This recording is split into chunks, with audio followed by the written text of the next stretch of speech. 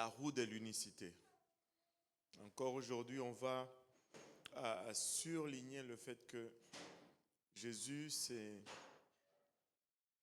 n'est pas une tierce entité.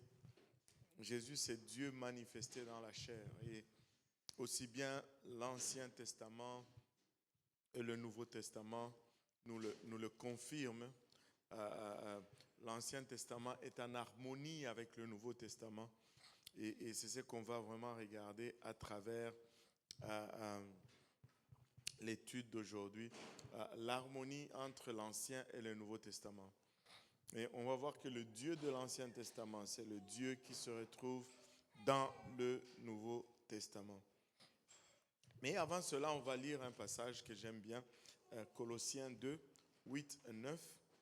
Colossiens 2, 8 et 9.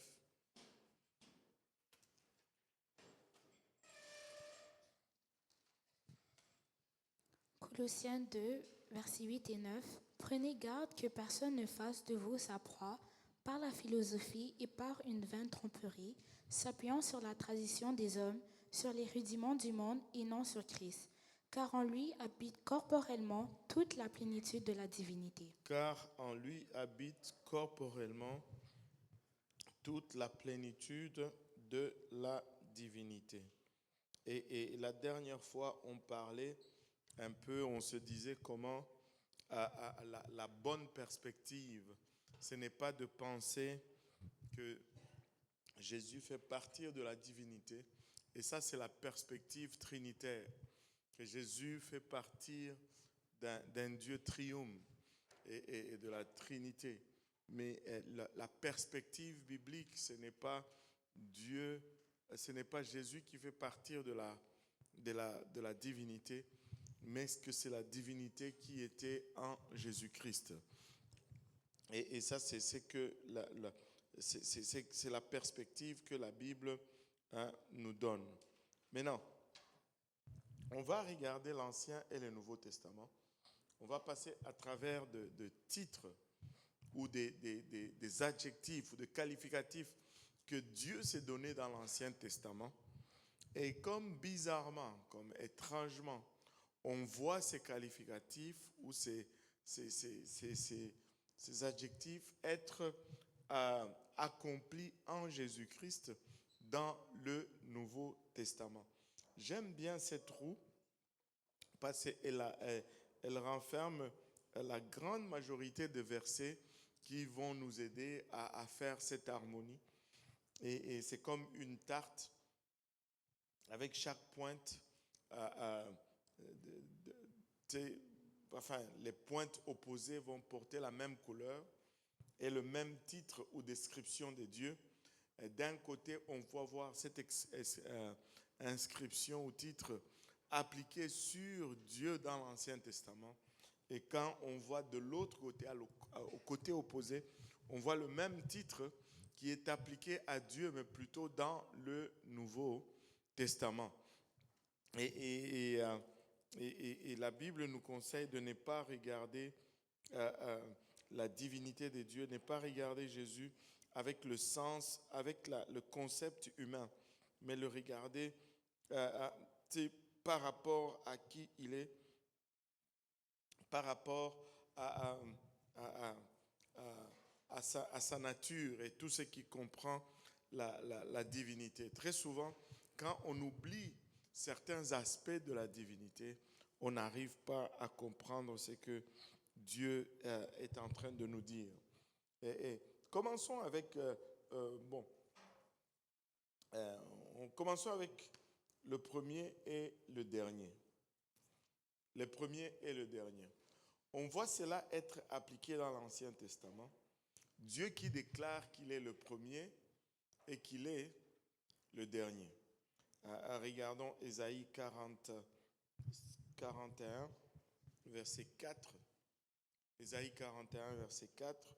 On va lire aussi Ésaïe 43, versets 10 et 11.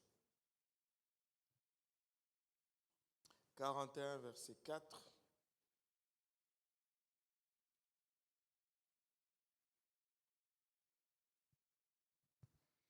Ésaïe chapitre chapitre 41, verset 4. Qui a fait exécuter ces choses? C'est celui qui a appelé les générations dès le commencement. Moi, l'Éternel, le premier, et le même aux derniers âges. Wow. Moi, l'Éternel, le premier et le dernier jusqu'aux derniers âges. Dieu dit que c'est lui le premier et c'est lui le dernier. 43, 10 et 11. Chapitre 43, versets 10 et 11. Vous êtes mes témoins, dit l'Éternel, vous et mon serviteur que j'ai choisi, afin que vous le sachiez, que vous me croyez et compreniez que c'est moi, avant moi, il n'a point été formé de Dieu, et après moi, il n'y en aura point. C'est Et- moi, Oui, continue. c'est moi qui suis l'Éternel, et hors moi, il n'y a point de sauveur. Wow. Il est le premier et il est le dernier. Avant lui, il n'y a point été formé de Dieu. Et après lui, il n'y en aura point. Et s'il y a Jésus qui se pointe dans le temps par après et qui déclare quelconque divinité, ben, il ne peut être que la seule et l'unique divinité existante parce que cette divinité déclare qu'avant lui, il n'y a point eu de Dieu formé et après lui, il n'y en aura point d'autre. Même ça permet de répondre à une question. Quand j'ai discuté de cela avec mon fils aujourd'hui, il dit, quand le Trinitaire dit que Jésus est Dieu le Fils qui existait dans l'éternité passée. Mais quand même, Dieu dit, tu es mon fils, je t'ai engendré aujourd'hui. Amen. Vous vous rappelez de ce passage? Tu es mon fils, je t'ai engendré aujourd'hui. Mais ça veut dire que Jésus le Fils n'a pas existé éternellement. Il y a un début. Tu as été engendré aujourd'hui. Et maintenant, si on dit que le Fils est Dieu et qu'il a été engendré à un moment donné par le Père, après, le verset que nous venons de lire devient faux. Parce qu'il a dit, après moi, il n'y aura point de Dieu formé. Jésus ne peut pas être une divinité autre parce que la première divinité, l'unique divinité de l'Ancien Testament nous dit que après lui, il n'y aura point d'autre Dieu formé. Allô? Donc, si Jésus va être Dieu, ça va être le seul et l'unique. Verset, plutôt Ésaïe 44, versets 6 et 7, 6, on va dire 6, 7, 8.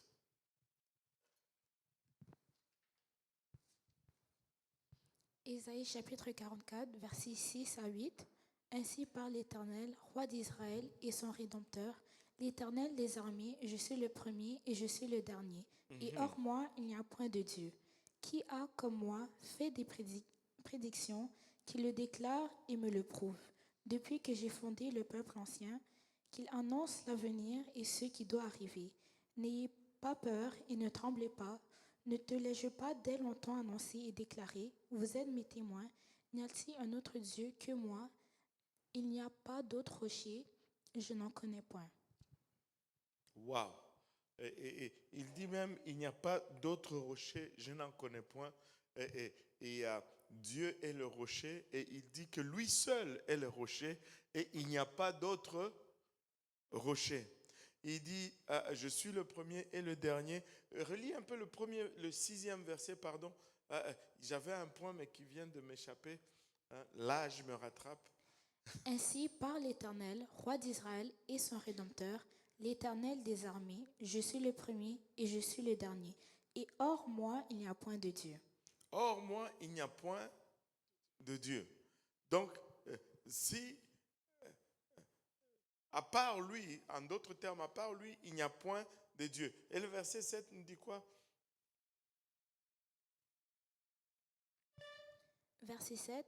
Qui a, comme moi, fait des prédictions, qui le déclare et me le prouve, depuis que j'ai fondé le peuple ancien, qu'il annonce l'avenir et ce qui doit arriver. Waouh! Il est le seul Dieu. Il peut annoncer l'avenir parce qu'il est omniprésent.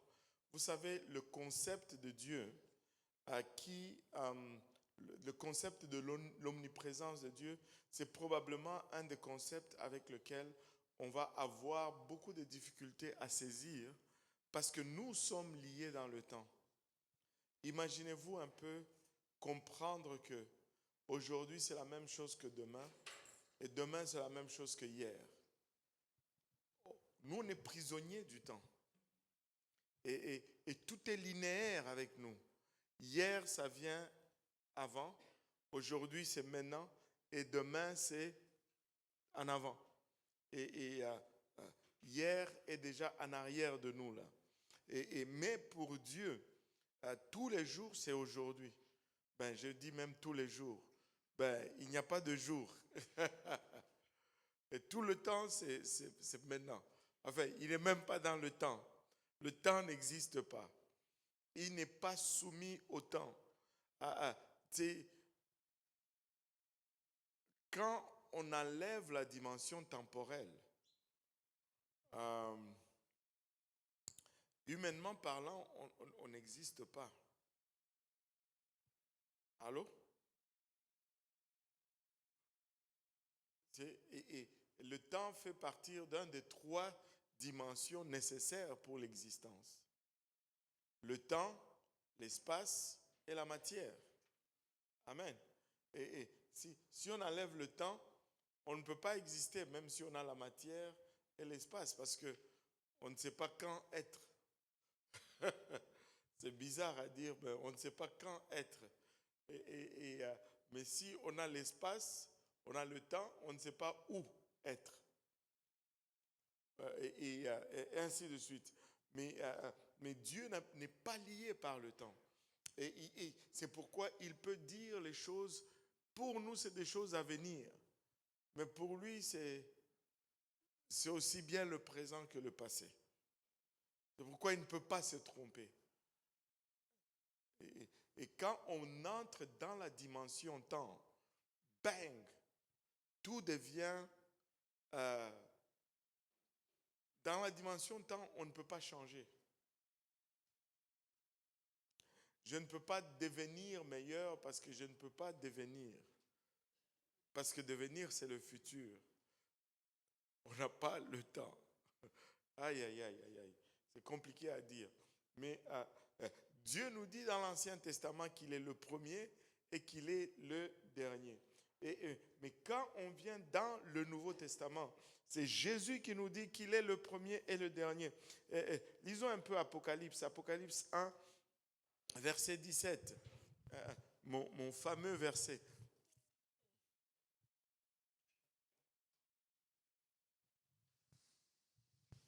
Apocalypse chapitre 1, verset 17. Quand je le vis, je tombai à ses pieds comme mort. Il posa sur moi sa main droite en disant, ne crains point, je suis le premier et le dernier. Je suis le premier et le dernier. Et là, c'est Jésus qui parle. Parce que si on lit le contexte du premier chapitre, déjà dans l'introduction, ça nous dit révélation de Jésus-Christ. Et puis, on va voir que celui qui dit je suis le premier et le dernier va dire que j'étais mort et voici, je suis vivant. C'est clair que c'est Jésus. Personne ne peut disputer cela. Mais Jésus dit aussi qu'il est le premier et il est le dernier. Et j'avais partagé ça il n'y a pas très longtemps. Et ici même, j'étais dans un groupe d'une église qui disait que Jésus n'était pas Dieu. C'était dans une maison, on échangeait. Et quand j'ai pointé ce verset, je leur ai dit, mais comment est-ce que Dieu dit qu'il est le premier et le dernier? Mais Jésus dit aussi qu'il est le premier et le dernier. Comment vous pouvez m'expliquer cela? Et là, ils m'ont dit ceci, parce que le premier et le dernier de Jésus est différent du premier et du dernier de Dieu. Le premier et le dernier de Jésus, c'est à l'intérieur. Le premier et le dernier de Dieu, c'est comme à l'extérieur. Bon, je peux voir par votre sourire que vous ne croyez pas beaucoup à cela. Alléluia. Mais non, ça c'est une autre chose que j'ai partagée avec mon fils aujourd'hui. Je vais vous partager cela. Très souvent, quand on veut partager, surtout sur l'unicité et tout, et qu'on a en face quelqu'un qui est trinitaire, très souvent, en général, nous allons vouloir tout expliquer, alors que le trinitaire, lui, il va juste poser des questions. Vous savez, il faut tourner la table des fois. Et je vais vous faire une révélation aujourd'hui. Amen. Qui est prêt pour une révélation? Tu ne peux pas tout expliquer. Il y a de ces choses que tu ne sais pas, tu n'as pas d'explication dans la Bible. Mais permettez-moi de vous dire ceci. Si tu mets l'unicité d'un côté, la Trinité de l'autre côté, la Trinité tombe. L'unicité gagne toujours. Mais le problème, c'est qu'on ne demande jamais aux Trinitaires d'expliquer la Trinité. Dites-leur de vous expliquer. Parce qu'il veut que nous, on réfléchisse. Et là, ils vont trouver une chose que tu n'arrives pas à expliquer. Il dit, ben voilà, c'est pas vrai. Mais alors que si tu regardes la théorie de la Trinité, tu ne peux rien expliquer. Déjà, à la base, ils disent que ils sont co-égales, coexistants, co-éternels, co-puissants. Et s'ils sont co-puissants, comment est-ce que le Père engendre le Fils? Ça ne se peut pas. Il devient tout de suite faible ou secondaire ou inférieur. S'ils sont co-égales, ben, le Fils prie au Père. Ça ne marche pas. On ne prie pas à son égal. Donc, techniquement, le Père devient supérieur au Fils. Défiez leur assertion. Laissez-leur expliquer ce qu'eux aussi, ils défendent. Et voyez combien de trous. Même le fromage suisse n'a pas beaucoup de trous comparé à ça. Là. C'est comme un gruyère, c'est bien plein. Mais la Trinité, c'est plein de trous. Ça ne tient pas. Ça ne tient tout simplement pas. Alléluia. Jésus est le Père. Jésus est le premier et le dernier. Apocalypse 22, 13. Apocalypse 22, 13. Apocalypse 22, verset 13. Je suis l'alpha et l'oméga. Je suis l'alpha et l'oméga. Le premier et le dernier. Le premier et le dernier. Le commencement et la fin. Le commencement et la fin. Et le Seigneur Jésus s'est assuré de donner tous les aspects pour qu'on ne puisse pas dire que son premier et son dernier est à l'intérieur. Il dit, je suis l'alpha et l'oméga. Et avant la lettre alpha, il n'y a pas une autre lettre. Amen. Le commencement et la fin. Avant le commencement, il n'y a rien. Allô? Il est le commencement et la fin. Alléluia. Jésus est le rocher. Et Dieu est le rocher. Oh, la Bible nous dit à plusieurs places que Dieu est le rocher dans l'Ancien Testament. Et en passant, avons-nous deux premiers ou deux derniers? Non. On a un seul premier et un seul dernier. Et c'est Jésus-Christ qui est Dieu manifesté dans la chair. On n'a qu'un seul Dieu. Dieu est le rocher. Psaume 18, verset 2.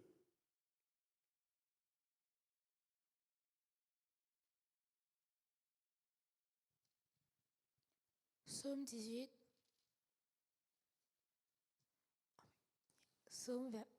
18, verset 2. Je t'aime, ô Éternel, ma force. Verset 3. Éternel, mon rocher, ma forteresse, mon libérateur, mon Dieu, mon rocher, où je trouve un abri, mon bouclier, la force qui me sauve, ma haute retraite. Waouh! Ce passage me rappelle toujours un chant. Quand je commençais à venir à Dieu, j'allais dans une église. Quand je cherchais Dieu, j'allais dans une église. À l'époque, ça s'appelait Vie et Réveil. Est-ce qu'il y en a qui connaissent Vie et Réveil ici?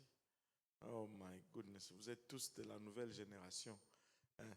Vie et réveil, c'était sur Papineau, sur Sainte-Catherine, proche du métro Papineau. Et j'allais là-bas, et ce n'est plus là-bas, c'est devenu MCI maintenant. Et oui. Ah là, vous connaissez. Hein? Et j'allais là-bas. À l'époque, il y avait un monsieur qui s'appelait Sylvain Gauvreau. Et il chantait. Et il avait chanté ce passage. Pour longtemps, j'avais la cassette là. J'avais acheté cette cassette là-bas. Tu sais, quand j'ai dit cassette, certains d'entre vous me regardent. Ils ne savent même pas ce quoi. Est-ce que... Réobot, est-ce que tu sais c'est quoi une cassette? Ah oui, les cassettes là qu'on tournait avec dans le bic. Tu sais quand le rebobinage ne fonctionnait pas sur ton appareil, on prenait le stylo bic, on mettait là-dedans puis on tournait pour rebobiner. Aïe, aïe, aïe, la belle époque. Réobot, toi, où est-ce que tu as appris les cassettes? Hein? Sœur Solange, toi, tu as des cassettes à la maison? Ah, ou bien toi, tu penses, c'est peut-être que tu penses à autre chose. La cassette qui joue la musique, là, tu connais? Il te semble? Non, ça, vous n'en avez jamais eu. Vous avez eu des CD, vous. Hein? Des CD peut-être. Des cassettes, ça c'est pour nous. Hein? C'était la belle époque. Vous savez que même ici, à l'époque, les messages, là, on les avait sur cassette. On les enregistrait sur cassette. Waouh! Et Sylvain Gauvreau chantait Je t'aime, mon éternel, ma force. C'était vraiment une chanson qui me transportait beaucoup. Je m'en rappelle même aujourd'hui. Mais Dieu est mon rocher. Dieu est le rocher. Dieu déclare dans l'Ancien Testament qu'il est le rocher. Il y a plusieurs versets. Je vais juste en sauter parce que sinon on va rester ici jusqu'à 22 heures. Et 2 Samuel 22, 32. 2 Samuel 22, 32. Et puis comme ça, on va aller voir de l'autre côté ce que le Seigneur Jésus nous déclare.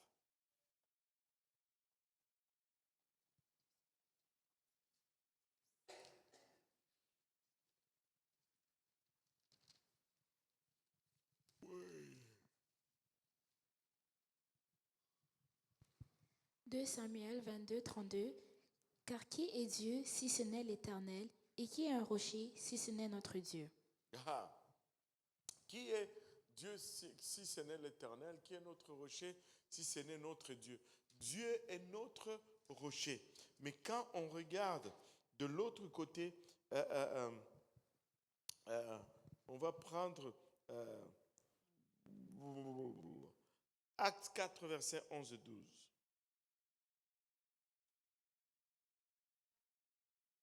Quatre, 11 et 12. Actes chapitre 4, versets 11 et 12. Jésus est la pierre rejetée par vous qui bâtissez et qui est devenue la principale de langue. Il n'y a de salut en aucun autre, car il n'y a sous le ciel aucun autre nom qui a été donné parmi les hommes par lequel nous devions être sauvés. Nous chantons même cela. Jésus est le rocher de ma vie. Jésus est le rocher de ma vie. Jésus est le rocher dans le Nouveau Testament. Regardez Matthieu 16, 17, 19.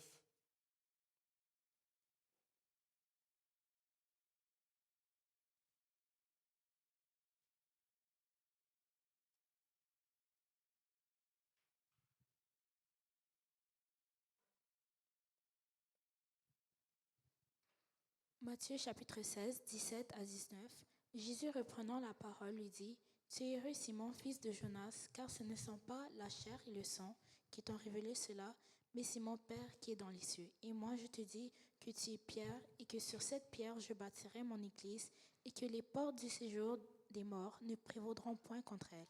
Wow. Il dit, tu es Pierre, tu es Pierre, mais sur ce rocher, je bâtirai mon église. Les gens se trompent toujours en pensant que Pierre est le rocher sur lequel l'église est bâtie. Non, non, non. Jésus est le rocher sur lequel l'église est bâtie. Toi, tu es Pierre, mais moi, je suis le rocher sur lequel l'église est bâtie et les portes de l'enfer ne prévaudront point contre elle. Laissez-moi un peu m'égarer. Et quand nous allons aller en Israël, quand nous allons aller en Israël, nous allons... Vous avez encore le temps. J'ai tout fait pour que vous puissiez vous prévaloir de ce voyage. Et on va aller à cette place. Et j'aime souligner cela parce que des fois, quand on n'a pas le contexte, on ne réalise pas la profondeur de ce que la parole dit. Et on est allé à cette place où Jésus avait déclaré ceci à Pierre. Et on va y aller, je crois. Et c'était un moment où on a marché pendant longtemps et jusqu'à avoir l'hôtel que Jéroboam avait construit pour empêcher les gens d'Israël d'aller à Jérusalem pour que il ne perde pas sa royauté par rapport au fils de Salomon. Et ces choses sont réelles. Tu arrives là et puis on a fait un détour, on est allé à la place où, et c'est vraiment un grand rocher. Et j'avais des photos là-dessus. Et quand Jésus dit tu es Pierre, mais sur cette pierre je bâtirai mon église et les portes de l'enfer ne prévaudront point contre elle. Mais quand tu vas à cette place, tu vois vraiment le grand rocher. C'est grand comme cette bâtisse-là. Ce n'est pas petit. Et c'est vraiment une grosse pierre. Mais à côté, juste en bas de cette pierre, il y a une espèce de grotte qui est considérée comme étant une des portes de l'enfer. Et il y a beaucoup de religions païennes qui vont là-bas pour faire des sacrifices aux différents démons. Et tu vas voir qu'il y a une plaque qui explique tout cela.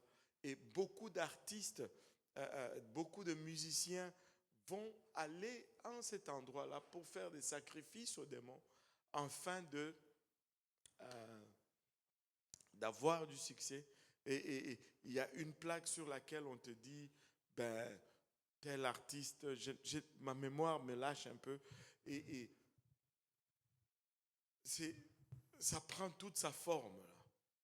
Et quand tu regardes la pierre et que tu regardes l'accès, tu dis, il n'y a pas match. Il n'y a pas match. Nous sommes gagnants. La maison gagne toujours. Hein? La maison gagne toujours. Il faut venir en Israël, hein, Esther. Il faut venir. Hein? Alléluia.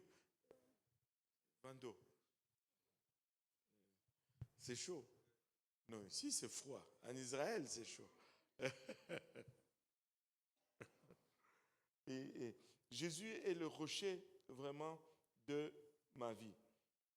Maintenant, et Dieu est celui qui a dit que je suis. Va leur dire que c'est lui qui s'appelle je suis m'a envoyé. Exode 3, versets 13 et 14. Exode chapitre 3, versets 13 et 14. Moïse dit à Dieu, j'irai donc vers les enfants d'Israël et je leur dirai, le Dieu de vos pères m'envoie vers vous. Mais s'ils me demandent quel est son nom, que leur répondrai-je? Dieu dit à Moïse, je suis celui qui suis. Et il ajouta, c'est ainsi que tu répondras aux enfants d'Israël. Celui qui s'appelle je suis m'a envoyé vers vous. Waouh!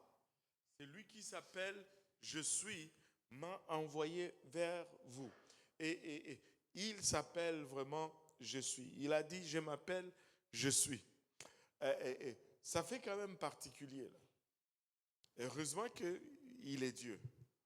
Hein, parce que, si quelqu'un te demande c'est quoi ton nom, je m'appelle, je suis. Avez-vous déjà plutôt vu ces comédies-là?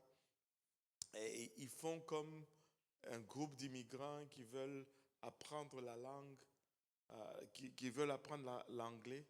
Et ils sont dans un bureau de police.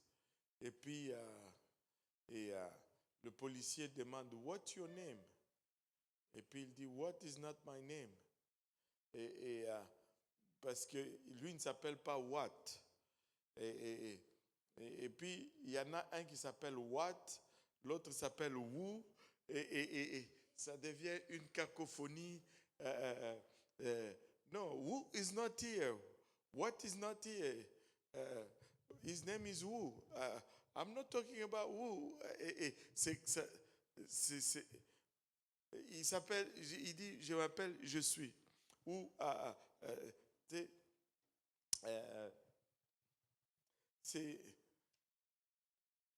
il dit, je m'appelle, je suis. Pardon, qu'est-ce que tu dis? Mais il s'appelle, je suis. Et là, l'évangile de Jean, c'est l'évangile qui nous révèle le plus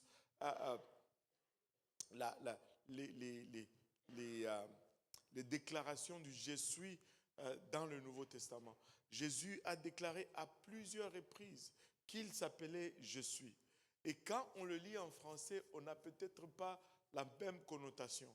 Mais ceux de son époque qui l'entendaient dans leur langue, ils ont pu percevoir la connotation et ils ont voulu les tuer à cause de cela. Et partout, il circulait en Galilée, il circulait en Israël disant « Je suis, je suis, je suis ». Et il avait le droit de le déclarer parce qu'il s'appelle littéralement « Je suis ». Il est le « Je suis » de l'Ancien Testament. Dieu dit « Il est « Je suis ». Regardez Jean 18, versets 5 à 8.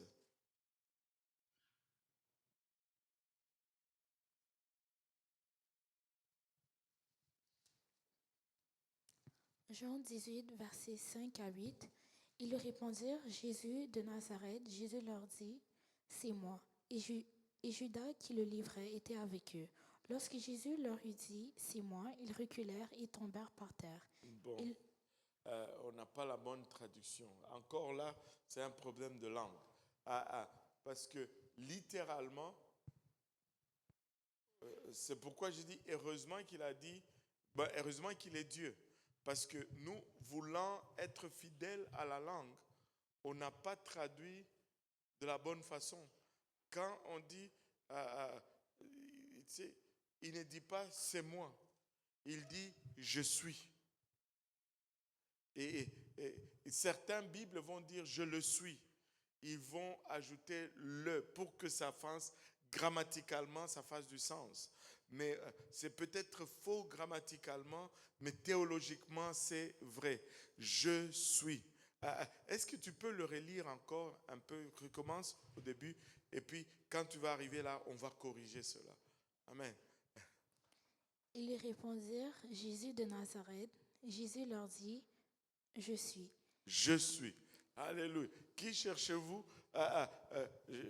Nous cherchons Jésus de Nazareth. Jésus dit, je suis. Mais quand il dit je suis, qu'est-ce qui se passe? Oui. Lorsque Jésus leur eut dit, je suis, ils reculèrent et tombèrent par terre. Waouh! Pourquoi ils reculent et tombent par terre? Parce que Jésus est en train d'atteindre dans le passé et de solliciter un nom, le nom le plus puissant, le nom qui révèle le plus Dieu. Et ces gens-là ne peuvent pas, c'est comme si la révélation de son identité le met carrément à terre. Je suis. Et 3 fois c'est arrivé. Il s'appelle Je suis. Et regardez, on va regarder Jean 8, Jean 8, à partir du verset 54. Jean 8, verset 54. Jésus répondit, si je me glorifie moi-même, ma gloire n'est rien. C'est mon Père qui me glorifie, lui que vous dites est votre Dieu. Et que vous ne connaissez pas, pour moi je le connais, et si je disais que je ne le connais pas, je serais semblable à vous, un menteur. Mais je le connais et je garde sa parole. Abraham, votre père, a tressailli de joie de ce qu'il verrait mon jour. Il n'a vu, il s'est réjoui. Les Juifs lui dirent, tu n'as pas encore 50 ans et tu as vu Abraham. Jésus leur dit, en vérité, je vous le dis, avant qu'Abraham fût, je suis. Là-dessus, ils prirent des pierres pour les jeter contre lui, mais Jésus se cacha et il sortit du temple. Wow. Et c'est que la plupart des théologiens n'arrivent pas à discerner aujourd'hui. Laissez-moi vous dire, les théologiens de l'époque ont pu le discerner. C'est que plusieurs groupes religieux n'arrivent pas à comprendre aujourd'hui. Les groupes religieux de l'époque l'avaient compris. C'est dans cet échange, Jésus déclare que Abraham a désiré voir son jour, c'est-à-dire le jour de son avènement. Et il l'a vu et il a tressailli de joie. Les Juifs étaient choqués. Quand tu parles d'Abraham par rapport à Jésus, c'est environ 2000 ans en arrière. Et là, les Juifs lui disent, attends, tu n'as que 50 ans et tu veux nous dire que tu as été avec Abraham, tu as vu Abraham. Et là, Jésus répond, en vérité, je vous l'ai dit, avant qu'Abraham fût, je suis. Et encore une fois, si nous le regardons grammaticalement, ça ne fait aucun sens, mais théologiquement, c'est correct. Il aurait dû dire, avant qu'Abraham ne fût, j'étais.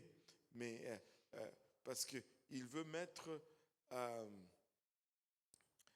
quelque chose dans le futur par rapport au passé. Il veut mettre, c'est comme, c'est ça le temps imparfait. Si je me rappelle bien le cours de français que je détestais tellement quand j'étais à l'école. Oh, le français avec moi, c'était pas ma tasse. C'est 27 sur 50, j'ai passé ma période et c'était la fête. Et l'imparfait, c'est le futur dans le passé, non?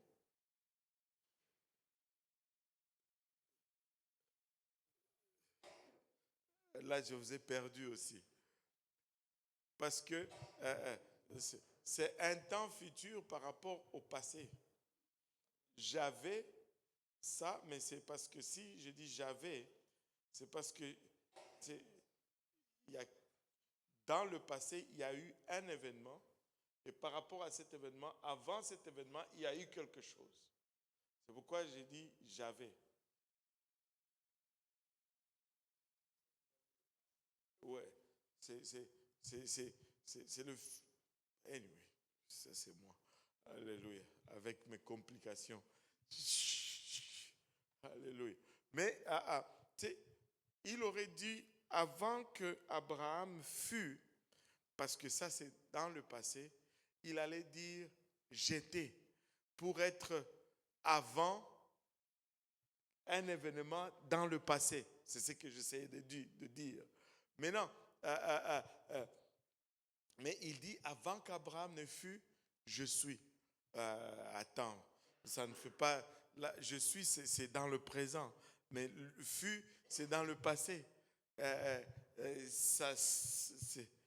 Ça n'a pas de logique. C'est pas français. Hein? C'est pas grammaire. Mais c'était théologique. Et les gens qui l'ont entendu ont compris ce qu'il voulait dire. C'est pourquoi ils ont pris les pierres pour essayer de le lapider tout de suite. Pourquoi? Parce que Jésus a encore une fois atteint dans le passé et sollicité un nom que le Dieu d'Israël et lui seul utilisait et qui, et il se l'approprie. Et faisant cela, il se fait lui-même Dieu. Et si tu te proclames Dieu, c'est une abomination et tu es condamnable à mort par lapidation selon la loi juive. Et c'est pourquoi les Juifs prennent les pierres pour le lapider, mais il se sauve du temple. Il se sauve du temple. Avant que Abraham ne fût, je suis. Et je suis la lumière du monde. Je suis le pain de vie. Et beaucoup de je suis dans la parole de Dieu et dans le Nouveau Testament. Mais Jésus est en train de nous laisser les indices qu'il est le Dieu de l'Ancien Testament. Et nous pouvons passer toutes les qualificatifs comme ça. Dieu est le roi dans l'Ancien Testament. Jésus est le roi dans le Nouveau Testament. Dieu est le berger dans l'Ancien Testament. Jésus est le berger dans le Nouveau Testament. Dieu est le rédempteur et le sauveur. Jésus est le rédempteur et le sauveur. Dieu est le créateur. Jésus est le créateur. Dieu revient. Enfin, Dieu revient. Jésus revient. Tout le temps, c'est que Dieu a déclaré être dans l'Ancien Testament. Jésus vient et déclare qu'il est cela dans le Nouveau Testament. Mais ça ne nous donne pas un deuxième Dieu. Ça nous donne tout simplement le même Dieu de l'Ancien Testament qui se révèle à nous dans le Nouveau Testament. Et le Nouveau Testament révèle vraiment les dieux de l'Ancien Testament. J'ai échangé là-dessus aujourd'hui avec mon fils et je veux qu'on regarde ça. Ça, c'est juste un dernier truc avant qu'on avance. Regardez un peu Proverbe. Proverbe 30. C'est tellement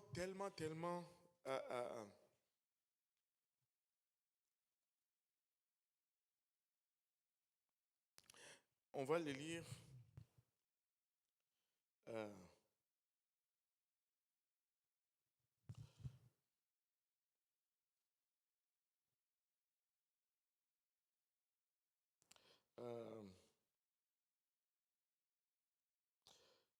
un à 4.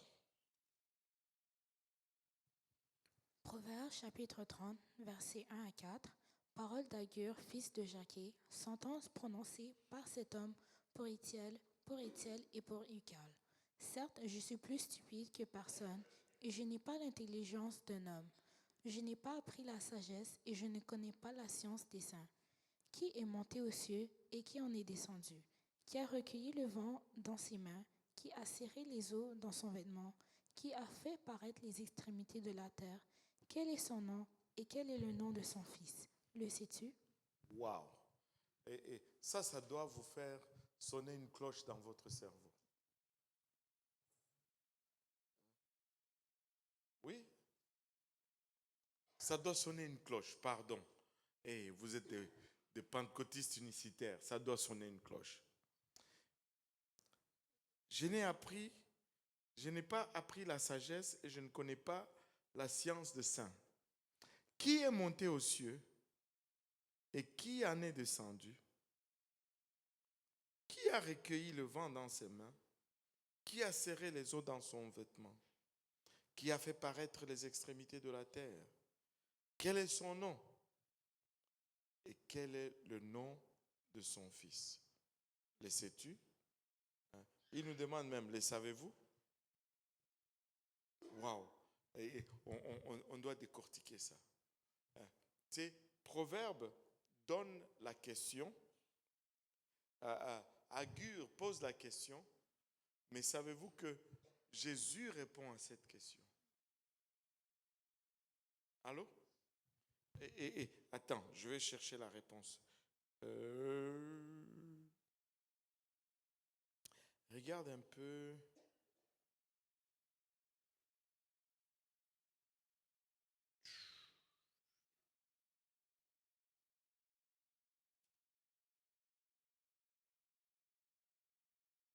Non, c'est pas ça. Attendez.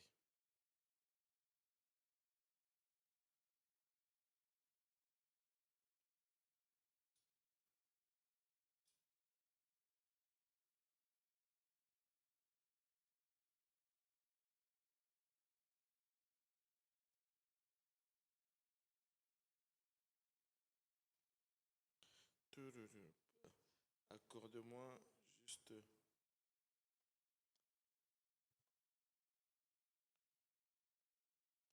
Accorde-moi une seconde.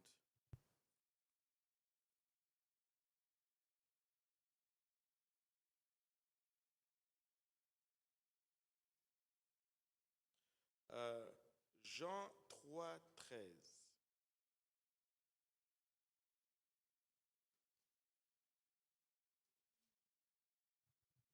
Jean 3, 13. Jean chapitre 3 verset 13. Personne n'est monté au ciel, si ce n'est celui qui est descendu du ciel, le Fils de l'homme qui est dans le ciel. Wow. Revenons à la question. Quelle est la question qu'Agur a posée? Proverbe 30, verset 1. Là, je donne des mots de tête à Victoria. Je la balade à gauche, à droite.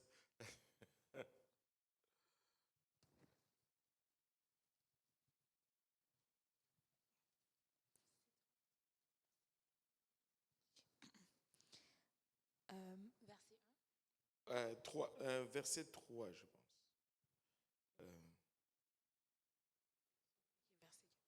Ouais. Je n'ai pas appris la sagesse et je ne connais pas la science des saints. Donne-moi 4, pardon. Qui est monté aux cieux et qui en est descendu? Qui est monté aux cieux et qui en est descendu? Et là, Jésus répond dans Jean 3, 13, personne n'est monté au ciel si ce n'est celui qui est descendu. Agur dit, qui est monté au ciel et qui en est descendu? Jésus dit, personne n'est monté au ciel si ce n'est celui qui est descendu. Mais c'est qui est descendu du ciel? C'est le Fils de l'homme. C'est qui est... Oh, en tout cas, je ne sais pas pour vous, j'ai déjà même envie de danser. C'est le Fils de l'homme qui est où? Attends, où est le Fils de l'homme? Dans le ciel. Mais pendant qu'il parlait, il était où? Et quand il disait ça, il était où? Sur la terre. Mais quand même, ça ne l'empêche pas de dire que... Mais comment est-ce que c'est possible? Comment est-ce que c'est possible? Lis-moi un peu Proverbe. Pardon, maman, tu vas surligner, je vais te donner la chance.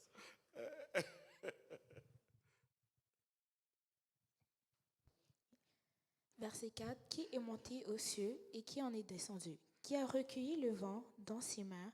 Qui a serré les eaux dans son vêtement? Qui a fait paraître les extrémités de la terre?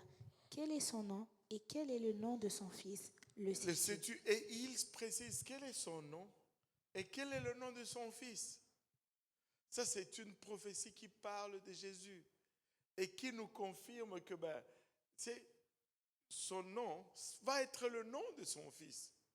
C'est lui. Et il est monté, il est descendu parce que il est monté parce que c'est lui qui était descendu. Et celui qui est descendu, c'est le même qui est monté. Celui qui est monté, c'est le même qui est descendu. Celui qui est là-haut, c'est le même qui est ici-bas. Hein? Le fils de l'homme qui est dans le ciel. Mais lui, il est en bas. Mais c'est lui. C'est le même. Et regardez ici dans ce passage.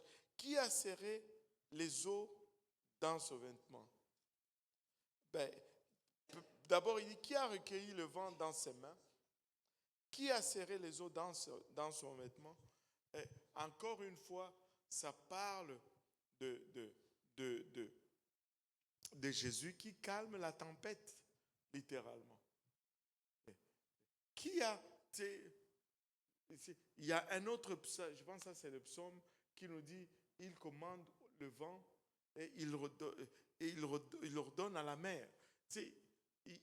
Il calme le vent. C'est lui. C'est Jésus. Jésus, c'est Dieu manifesté dans la chair. Depuis Genèse jusqu'à Apocalypse, il n'y en a qu'un seul Dieu, un seul Seigneur, un seul Sauveur. Si tu as Jésus, tu as tout. Si tu as Jésus, alléluia, tu n'as plus besoin d'aller chercher un autre. Et c'est pourquoi Colossiens 2, je pense 10 nous dit, nous avons tout pleinement en lui. Alléluia. Jésus est Dieu manifesté dans la chair. Alléluia. Jésus est Dieu manifesté dans la chair. Vous savez, la croyance dans l'unicité de Dieu est primordiale au salut. Je parlais, il y a une de nos sœurs, entre le pôle Nord et le pôle Sud, qui disait un jour, on a travaillé avec elle et ça a pris du temps avant que ça prenne place dans sa tête. Parce qu'elle était trinitaire. Et quand vous rencontrez des trinitaires, il y a des trinitaires et des trinitaires unicitaires. Et il y a des trinitaires qui vont dire, ils sont vraiment trois et ils prennent le petit déjeuner ensemble parce qu'ils sont trois, chacun a sa tasse, littéralement là. Mais il y a d'autres trinitaires qui vont te dire, non, c'est juste une tasse, ils boivent tous de la même tasse, il y a juste une tasse.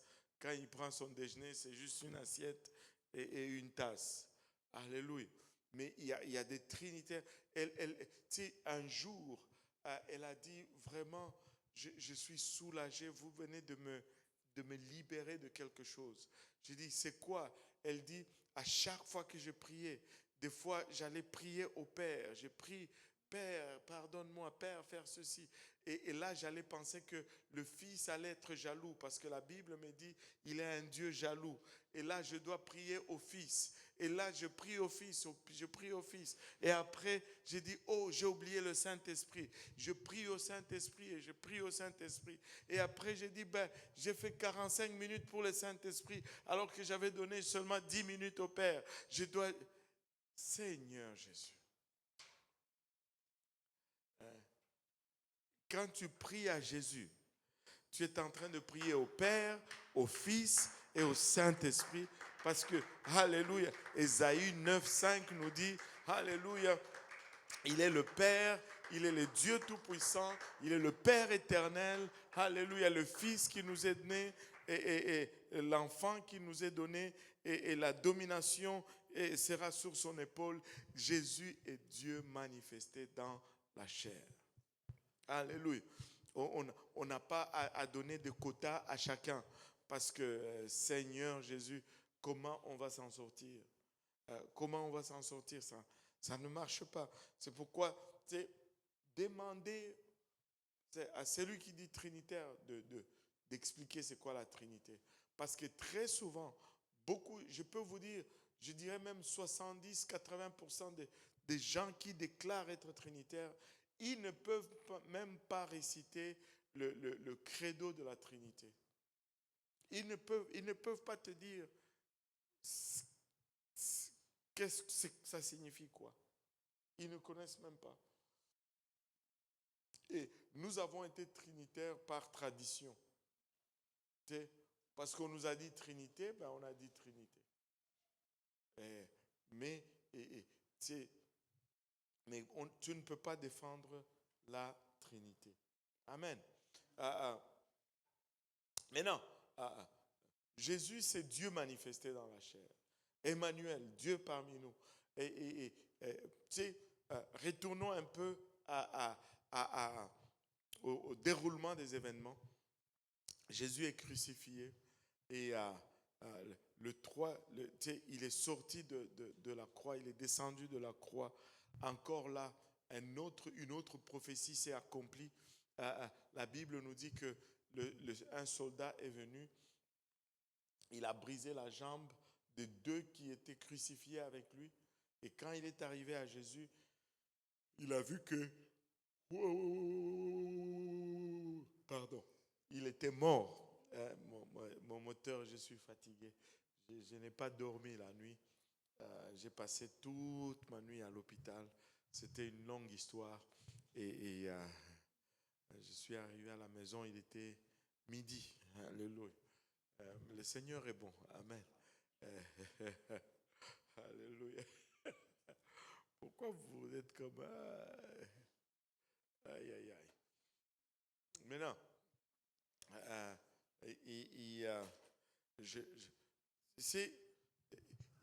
il a vu que Jésus était déjà mort. Il lui a percé les côtes. Et tout ça, ce sont des prophéties. Comme nous avions vu le rouleau prophétique, comment ça s'est accompli. Est-ce qu'on a vu ça? Oui, on avait vu ça. Et comment ça s'est accompli. Les prophéties qui ont été données dans l'Ancien Testament, qui se sont accomplies dans le Nouveau Testament. Nous avons parlé aucun de ces os ne sera brisé. Alléluia. Est-ce qu'il y a des gens qui ont déjà été fracturés ici, qui ont déjà eu un os brisé? Van Rich? Quelqu'un qui a déjà eu une fracture? Wow. Man, pauvre Van Rich. Tu es le seul qui n'est plus éligible à être le Messie parmi nous aujourd'hui.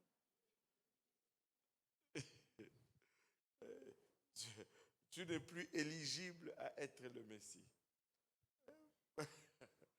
Il fallait se tranquilliser. Tu allais pour préserver tes chances. Alléluia. Mais il est dit, aucun de ces os ne sera brisé. Mais ça semble une prophétie anodine comme ça, qui n'a rien à voir. Mais quand cela s'est accompli, c'était une tradition. Tous les crucifiés étaient brisés des jambes pour accélérer leur mort. Et on n'a pas brisé ses jambes. On l'a descendu de la croix. On l'a mis dans la tombe. Et 3 jours après, il est ressuscité. 3 jours après, il est sorti de la tombe vivant. Et il est apparu à Pierre. On a vu comment cela a dû affecter les apôtres. Eux qui avaient déjà abdiqué, eux qui avaient déjà abandonné. Ils ont fait un demi-tour, un virage à 180 degrés dans leur foi. Eux qui avaient peur de mourir. Ils ont dû devenir tellement braves qu'ils ont commencé à donner leur vie à cause de l'évangile ou à cause du message du Seigneur Jésus-Christ. Tous les apôtres sont morts torturés. Tous les apôtres sont morts torturés à l'exception de Jean qui serait mort de cause naturelle. Et bon, certains disent que Jean est encore en vie, que c'est le dernier. C'est un des chevaliers qui garde la coupe. Vous n'êtes pas au courant de ça? Mince.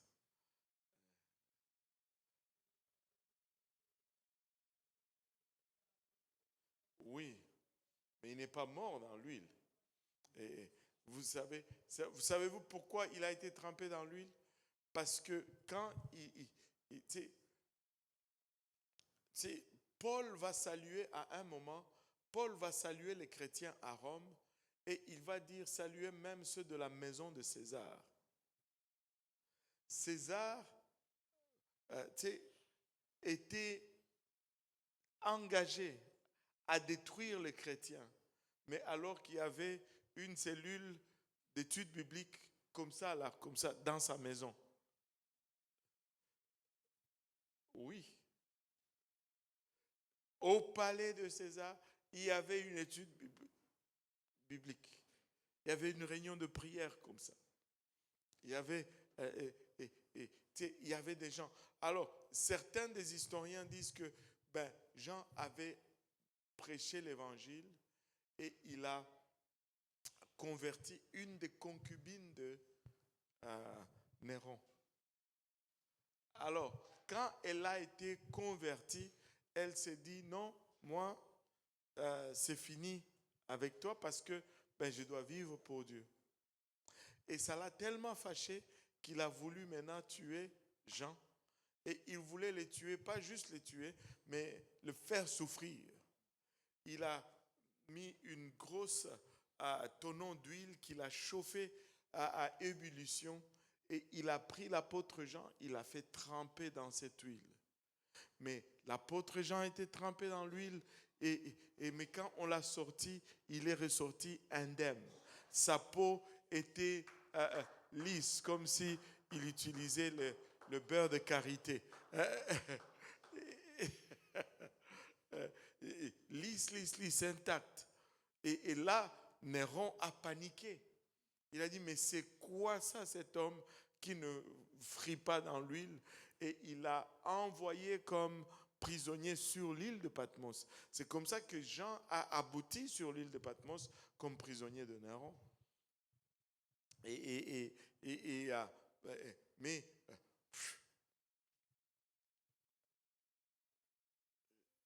Non, c'est pas écrit, c'est pas dans la Bible, mais c'est écrit dans les livres historiques, on les appelle les écrits extra-bibliques. Parce qu'on ne les prend pas pour la vérité cache, parce que ça ne fait pas partir de la parole de Dieu. Mais il y a des récits historiques qui corroborent la parole de Dieu. Mais Dieu n'a pas trouvé intéressant de le mettre dans la Bible, mais avouez que c'est intéressant quand même. Alléluia. Et c'est comme ça que Jean a fini sur l'île de Patmos. Mais il n'y a pas... On dit de Jean que c'est c'est le seul qui est mort d'une mort naturelle. Mais tous les autres apôtres ont été tués de manière atroce. Atroce. Parce qu'ils se sont dispersés à un moment donné et partout où ils sont allés pour apporter l'évangile, ils ont été tués de manière atroce. Maintenant, l'évangile, avant de se disperser, ils étaient dans la peur, ils étaient dans la chambre haute. Et parce que le jour, on va aller lire un peu Jésus ressuscité. Actes chapitre 1.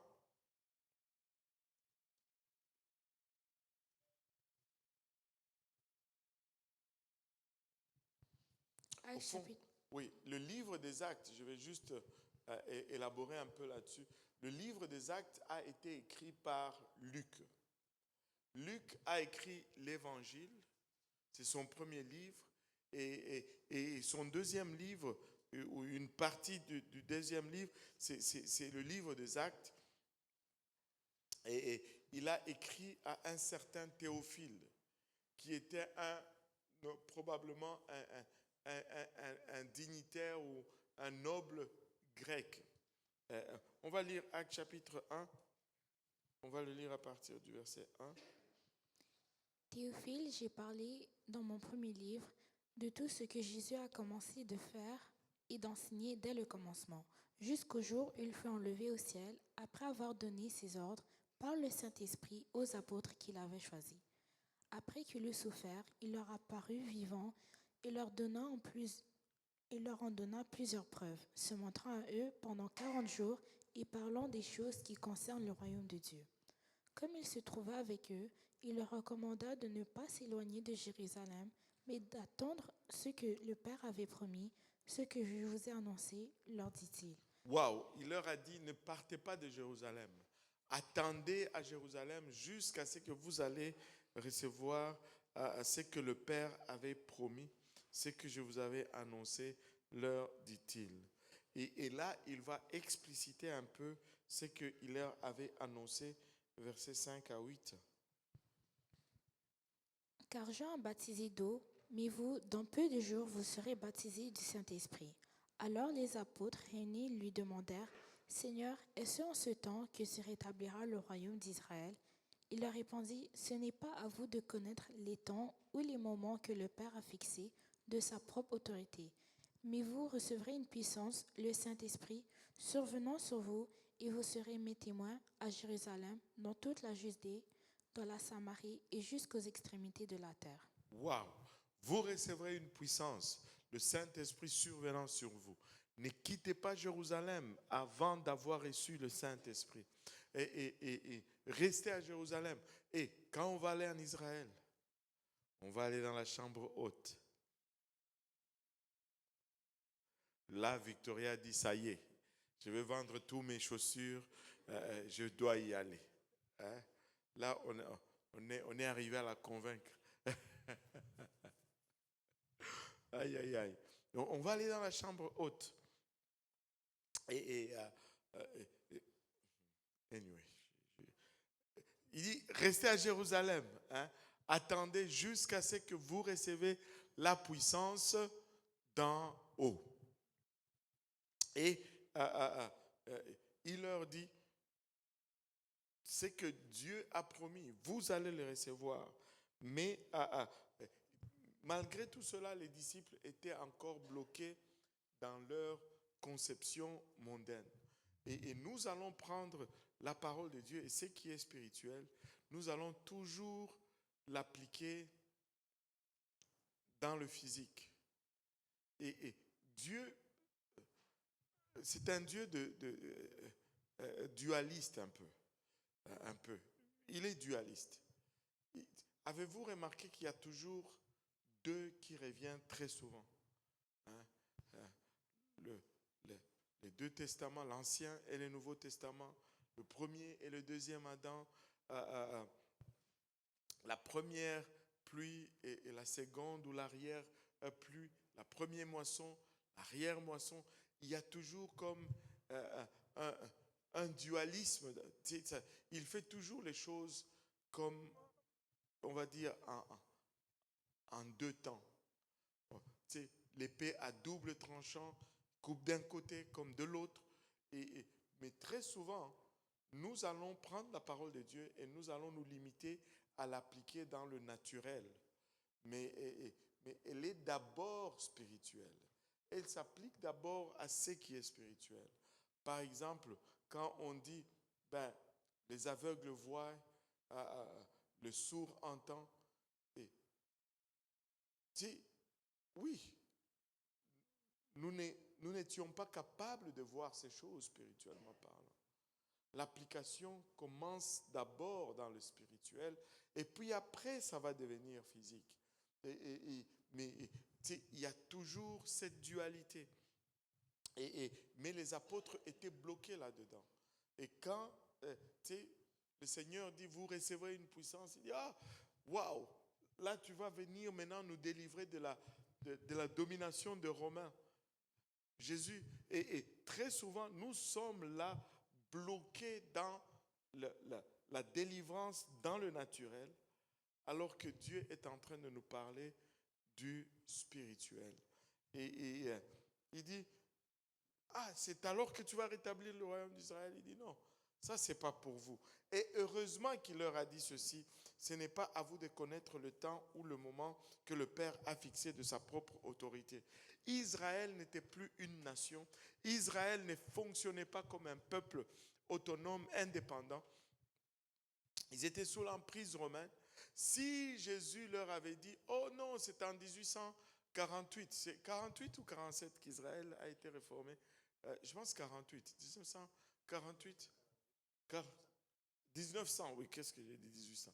1948, et que Israël est redevenu une nation.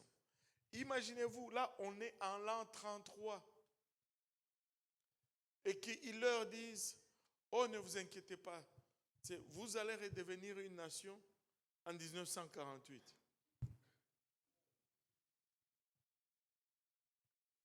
Ils allaient dire, quoi? Tout ça? Même pas nous allons le voir. Même pas les fils de nos fils vont le voir. Souvent nous voulons... Non. Vis là où tu es. Amen. Ils allaient être dévastés.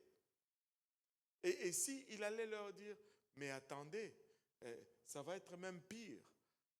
Dans quelques années, là, dans 27 ans, parce que là, ils étaient en 33, ok? Théoriquement. Amen. Il dit, dans 27 ans, tout ceci ici, là, non, même pas 27 ans, 37 ans, tout ceci ici, là, va être détruit. Dans 37 ans, là, même le peu qu'il y a ici, là, va être dispersé.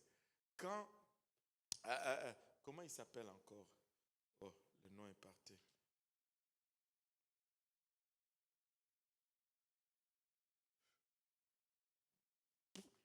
Le nom est parti. Quand, je pense que c'est l'empereur Auguste qui est entré à Rome, qui a tout détruit. Titus, le général Titus, il est entré à Rome, il a tout détruit la ville, le temple a été détruit, les peuples juifs ont été dispersés et ils ont cessé d'exister comme un peuple ou une nation. Il fallait attendre 1948 pour le revoir redevenir encore un peuple. Et tu vas, c'est alors que tu vas, non, même pas, ça va même aller encore plus bas avant que ça ne commence à remonter. Ils allaient être découragés. Ils allaient être désespérés. Mais le temps ne nous appartient pas. Le seul moment qui nous appartient, c'est aujourd'hui. Vivons pour Dieu aujourd'hui. Demain appartient à Dieu. Quand on va arriver demain, de toute façon, on n'arrive jamais à demain. Quand on y arrive, ça devient encore aujourd'hui. Et demain nous échappe toujours. Demain nous échappe toujours. Quand on y arrive, on pense qu'on a saisi, c'est parti. Demain, c'est demain. Nous sommes toujours aujourd'hui. Alléluia. Et là, il dit, vous allez recevoir une puissance, le Saint-Esprit survenant sur vous. Et il ne pouvait pas sortir et commencer à travailler avant de recevoir le Saint-Esprit. Aujourd'hui, tu vas être choqué. Tu vas rencontrer même des soi-disant pasteurs qui n'ont pas reçu le Saint-Esprit, mais il est pasteur. Je ne sais pas comment il est devenu pasteur. Il n'est même pas encore né de nouveau, mais il est déjà pasteur. Seigneur Jésus, aide-nous.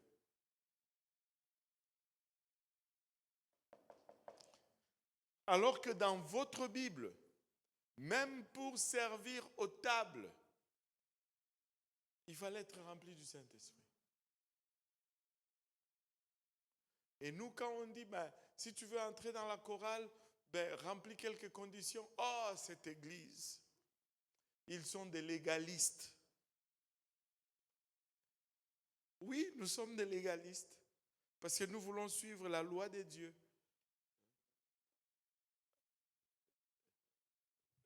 Nous devons suivre le commandement de Dieu, non? Nous ne sommes pas des anarchistes. Vous voyez comment les termes vont prendre des sens péjoratifs. Nous voulons faire ce que Dieu demande. Nous ne voulons pas faire à notre façon. Allô? Alléluia.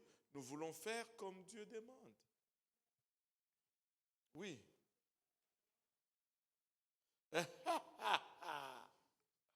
Aïe, aïe, aïe, aïe, aïe.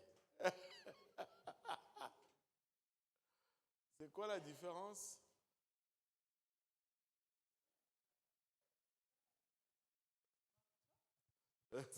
C'est quoi la différence entre légaliste et religieux?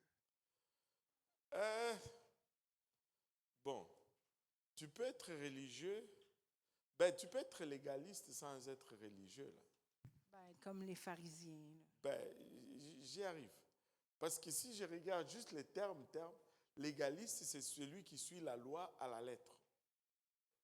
Amen. Parce qu'au fond, le terme, même les deux termes, parlons-en un peu et puis on va essayer de conclure avec ça.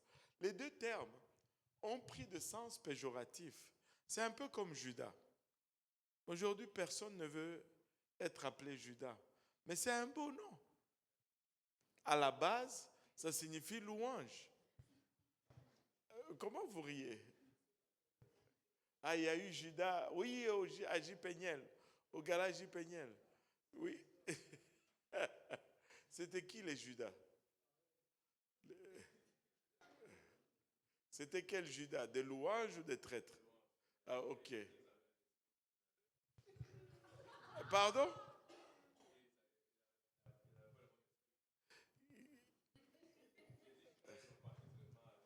Ils n'avaient pas le bon esprit. Hein? Aïe, aïe, aïe, aïe, aïe, aïe, aïe. Mais arrêtez d'avoir des mauvais esprits aussi, toi, Van Rich. Pourquoi tu es comme ça? Tu sais, ce sont des termes qui sont bons au départ. Là. Amen. Tu sais, regardez, je pense que c'est 2 Timothée 3. Est-ce que c'est ça?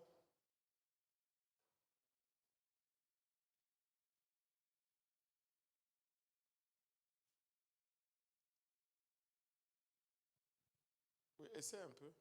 2 Timothée chapitre 3, sache que dans les derniers jours, il y aura des temps difficiles, car les hommes seront égoïstes, amis de l'argent, tout ça c'est pas bon, fanfarons, hautains, blasphémateurs, rebelles à leurs parents, ingrats, irréligieux, c'est-à-dire pas religieux. Donc religieux c'est bon. Allô?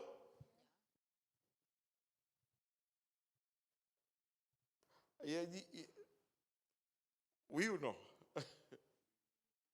Il a dit, dans les derniers temps, les gens seront irréligieux, pas de religion. Donc, oui, je comprends. Quand on dit c'est des religieux, c'est un terme péjoratif parce que ils ont commencé à regarder la loi de Dieu ils ont commencé à appliquer la loi de Dieu en ignorant l'esprit de la loi de Dieu. Et ça devient, check. J'ai fait ça, check. J'ai fait ça, check. Mais on ne recherche pas le fond. On veut juste faire pour être vu que j'ai fait, mais on ne recherche pas l'esprit de cette loi. Tu sais, un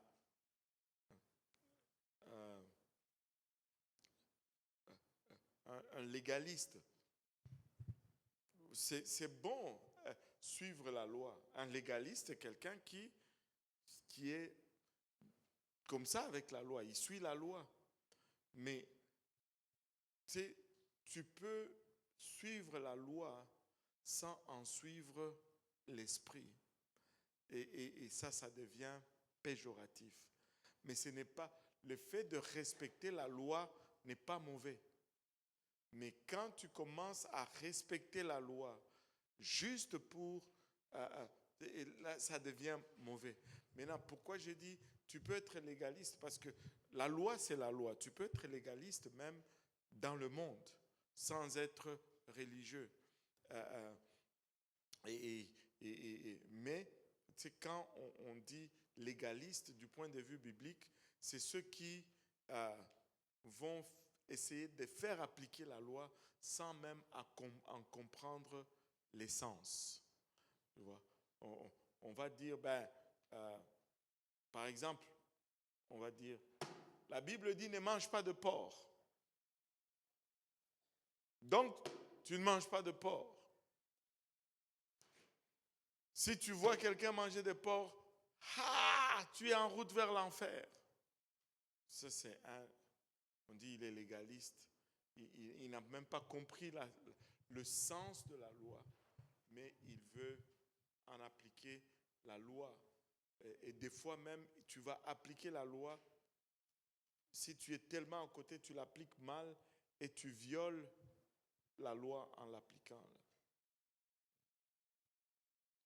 il y a un dicton. Je vais donner cela et puis je vais aller, Gabriel va me cuisiner. Et je vais donner un exemple que j'ai entendu,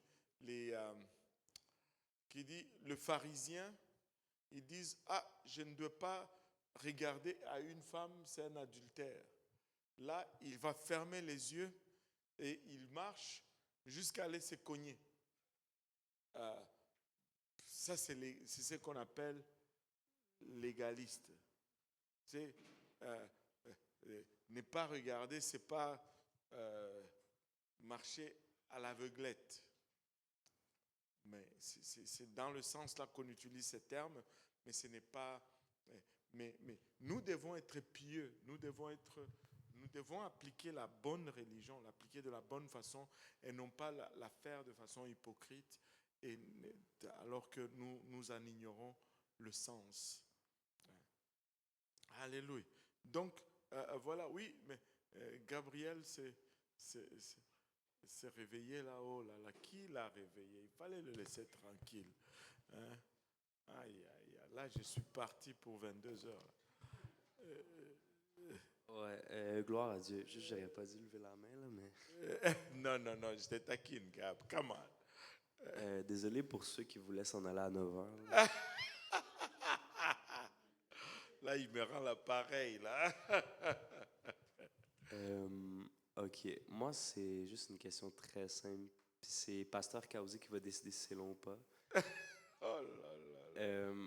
Comment on sait si on est dans l'esprit de Dieu ou pas? Hey boy, et tu appelles ça simple. Ça, c'est simple, vraiment. Comment on sait si on est dans l'esprit de Dieu ou pas? Tu sais, honnêtement, c'est une question à laquelle je ne peux pas te répondre de façon cernée. Parce que le premier élément qui va te faire savoir que tu es dans l'esprit de Dieu ou pas, c'est toi-même. Parce que la première personne qui va savoir ce que je ne fais pas semblant, je suis sincère, je suis honnête, c'est toi-même. Et ça commence déjà là, par une sincérité et une honnêteté personnelle. Et ça, c'est le départ. La deuxième des choses, c'est est-ce que dans mon honnêteté, est-ce que je suis aligné avec la parole de Dieu? Est-ce que je suis aligné avec la parole de Dieu? Oui.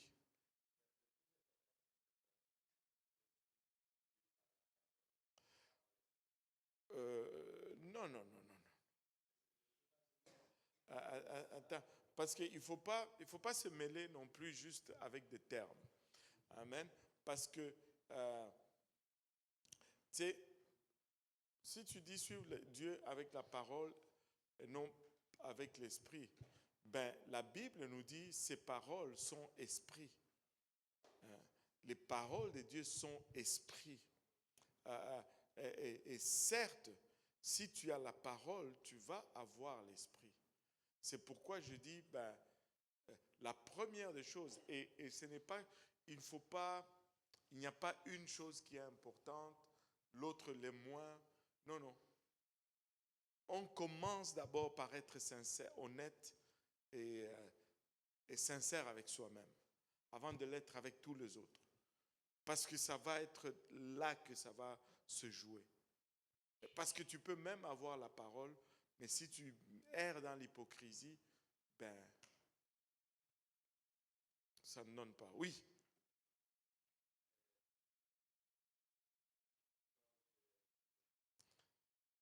C'est bon?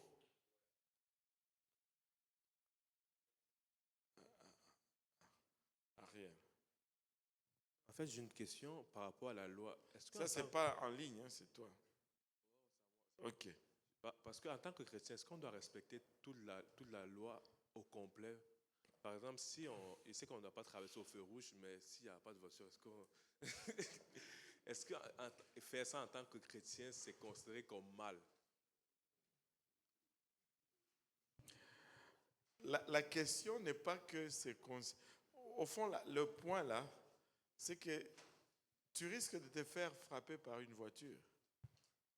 ou avoir un ticket. Tu ne vas peut-être pas aller en enfer pour ça, mais tu peux te retrouver à payer un ticket pour ça. Mais si tu décides alors de prendre les risques, donc il n'y a pas de problème.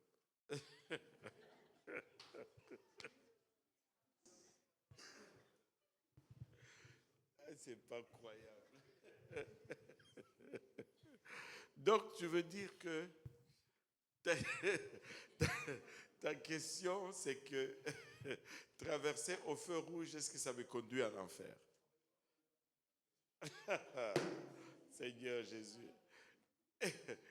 Et tu vois, ça va mettre en désavantage les gens qui vivent ici.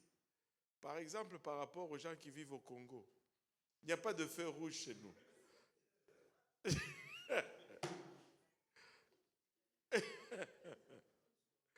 Hein?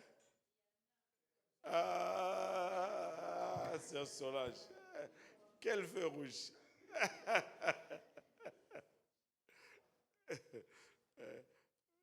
Ok, pas beaucoup, mais il y en a. Mais s'il y en a juste un, on va dire il y en a. Même pas comme ici. Bon, ça va mettre en désavantage les gens d'ici, là. Bon, maintenant, moi je pense que c'est très futile à se demander si je traverse le feu rouge ou pas, si ce n'est pas la loi des hommes qui nous amène au ciel. C'est la loi de Dieu. Mais si tu as un esprit intègre, c'est pourquoi absolument tu veux traverser au feu rouge. Non, C'est quoi? Qu'est-ce que donc tu as juste envie de brûler le feu rouge? non. En fait, c'est parce que je discutais avec quelqu'un, il me disait que c'est pas bon en tant que chrétien de ne pas respecter la loi. Ça donne une mauvaise image de nous. Mais ça donne c'est pas un bon exemple. Tu sais, regarde les enfants qui te voient traverser là. Après, on fait comment? Hein, tu sais, ce n'est pas juste. Tu sais, les gars, on ne peut pas amener tout à une question de ciel ou pas ciel. Hein, mais et les enfants qu'on essaie d'enseigner, on fait comment? Tu sais, il voit Ariel traverser au feu rouge, mais lui, il est un enfant. Demain, il dit, ah, comme Ariel, je le vois chanter dans l'église, danser, adorer. Il a traversé, je vais faire comme lui. Il traverse, poum, la voiture le frappe. Tu vas te sentir comment? Putain. Et puis là, quand la voiture le frappe, il dit, ah, je voulais faire comme Ariel. Et là, tu vois un peu. C'est pas... On peut spéculer là-dessus, mais je pense que le point de spéculation n'est pas au niveau d'aller au ciel ou en enfer. Il est bien, bien avant qu'on arrive à ça. Et c'est correct? Oui, voilà. Alléluia. Et une autre question? Oh, aïe, aïe, aïe.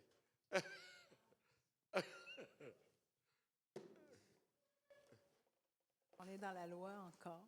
On est encore dans la loi. Nous, on est pensé qu'on était dans la grâce. Oh, est-ce que je peux ajouter juste une chose avant? Peut-être que ça va même répondre à la question. Qui sait? Bon, la loi et la grâce. Lequel qui est le plus facile? La grâce, la loi. Il y en a qui disent la loi, il y en a qui disent la grâce. Bon. Maintenant, regardez ceci. Qu'est-ce que la loi me dit? La loi me dit, si tu me gifles sur la joue gauche, je te gifle aussi sur la joue gauche. N'est-ce pas? Et on est quitte. Mais la grâce me dit, si tu me gifles la joue gauche, je te donne aussi la droite que tu gifles. Maintenant, c'est lequel qui est le plus difficile? La grâce est plus difficile. La grâce nous demande plus.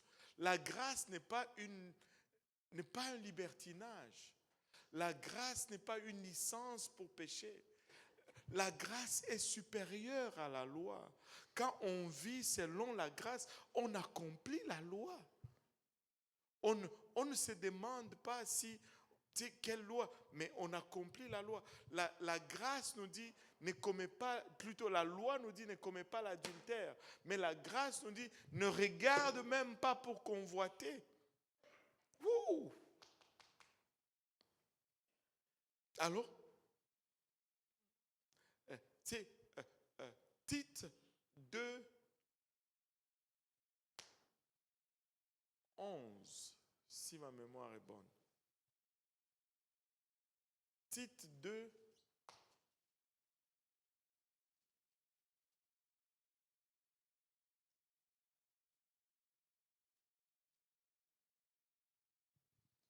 Tite chapitre 2, verset 11. Car la grâce de Dieu, source de salut pour tous les hommes. pause. La grâce de Dieu, source de salut pour combien des hommes? Tous les hommes. Nous sommes tous sauvés par la grâce. Mais qu'est-ce que la grâce fait? A été manifestée. A été manifestée. Verset 12, elle nous enseigne à Elle renoncer. nous enseigne. La grâce nous enseigne. La grâce ne nous permet pas de faire des choses. La grâce nous enseigne quoi? Qu'est-ce que la grâce nous enseigne? Elle nous enseigne à renoncer à l'impiété Elle nous enseigne à renoncer à l'impiété et au convoitise mondain et à vivre dans le siècle présent selon la sagesse, la justice et la piété. et la piété. Oh, la sagesse, la justice et la sainteté. Donc la grâce n'est pas une permission pour... Je suis sauvé par la grâce, donc je peux faire faux. La grâce est un enseignant. La grâce nous enseigne. Alléluia. Donc, on peut maintenant poser la question sur la loi. Alléluia. Donc, la grâce nous élève au-dessus de la loi. Amen. Si nous vivons selon la grâce, c'est pourquoi il dit, si nous marchons selon l'esprit, nous n'allons pas accomplir le désir de la chair. Alléluia. La grâce nous élève au-dessus. Alléluia. D'autres questions? Oui. Je voulais savoir, est-ce que, comme vous dites que les disciples ils étaient tous morts, Oui. est-ce qu'il n'y a pas un là, je me rappelle, il y en avait un comme celui qui était avec Paul au début. C'est comme lui, il n'était pas mort. Je ne me rappelle pas son nom. Soit c'est Barabbas ou... Barnabas, je ne connais pas l'histoire de Barnabas, mais je sais... C'est pas Barabbas, mais peut-être il y avait un là, c'est comme quand Paul, lui, il a Silas? décidé... Ouais. Moi, je ne me rappelle pas son nom là, c'est comme... On lui a dit, Paul lui avait invité soit d'aller à Rome, mais lui, il avait un peu refusé, tout ça. Ah, Jean-Marc. Moi, je me rappelle pas. Jean-Marc, il a dévié. Okay. Et puis, Paul lui a dit, viens. Mais lui aussi, il est décédé. Parce que moi, je ne me rappelle pas le nom du disciple, là, mais... Ouais, mais il y en a un. Et si, je pense que c'est lui à qui tu te réfères, c'est Jean. Parce que Pierre, quand Jésus, vous savez comment nous sommes. Nous sommes tous comme ça. Jésus lui dit, voici comment tu vas mourir. Ok? Et Jésus lui montre comment il va mourir. Et puis Pierre, il dit, mais qu'en est-il alors de Jean? et là, Jésus lui dit, ce qui lui arrive n'est pas ton problème. Si je veux qu'il demeure jusqu'à ce que je retourne, il va demeurer. N'est-ce pas? Vous vous rappelez de cette partie? Donc, Jésus n'a pas dit qu'il allait vivre jusqu'à ce que Jésus revienne. Il dit, si je veux qu'il reste vivant, je veux le faire. Et les bruits ont circulé même parmi les disciples que Jean n'allait pas mourir. Parce que, Jésus avait dit cela. C'est dans votre Bible. Ouais. Les disciples ont commencé à dire, lui, il ne va pas mourir parce que Jésus a dit. Mais non, Jésus n'a pas dit qu'il n'allait pas mourir. Il était en train de dire à Pierre, C'est quoi ton problème? On donne à un, toi prends ta part. Alléluia. Ne te soucie pas des autres. On lui a dit comment il allait mourir. Il dit, mais, Seigneur, et lui alors, c'est comment? On est tout le temps comme ça. Hein? Alléluia. Donc, c'est là où est parti le bruit que Jean n'allait pas mourir. Mais l'apôtre qui vraiment, que selon les traditions, qui n'allait pas mourir.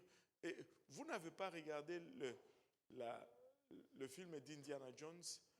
N'allez pas regarder ça. Hein? Ça, c'est si vous l'avez fait avant d'être sauvé. Amen. Mais là, c'est trop tard. Et le Saint Graal. Bon, il y a une espèce de croisé qui est là. On dit que ces gens, il est là, il est vivant, il est vieux, et il garde le Saint Graal ou machin. Mais anyway, ça c'est la fiction. Mais Jean est mort parce qu'il est donné à tous de mourir une fois et par la suite vient le jugement. Alléluia. Donc Jean est décédé d'une mort naturelle. Amen. Alléluia. On va conclure aujourd'hui. Amen. Alléluia. Avant que Ariel ne trouve une autre question. Et on est correct. Alléluia. Alléluia. Le doyen va nous conclure en prière. Et puis comme ça, on va finir pour aujourd'hui. Amen. Prions Dieu ensemble. Seigneur, nous te bénissons, nous te rendons grâce, nous te disons merci. Merci encore, Papa, pour ce merveilleux temps que tu nous as donné, Seigneur, de passer dans ta présence. Papa, nous prions, Seigneur Jésus, que tu raccompagnes chacun de nous à son domicile, Seigneur Jésus, que ton esprit veille sur nous, Papa. Papa, garde-nous pour le restant de la semaine, Seigneur. Souviens-toi, Papa, de la fraternité que nous allons avoir tantôt, Seigneur, soit dans nos conversations. Multiplie, Papa, la nourriture. Multiplie aussi pour ceux qui n'en auront pas, Seigneur Jésus, et que toute gloire te revienne. Que le peuple de Dieu dise au nom de Jésus.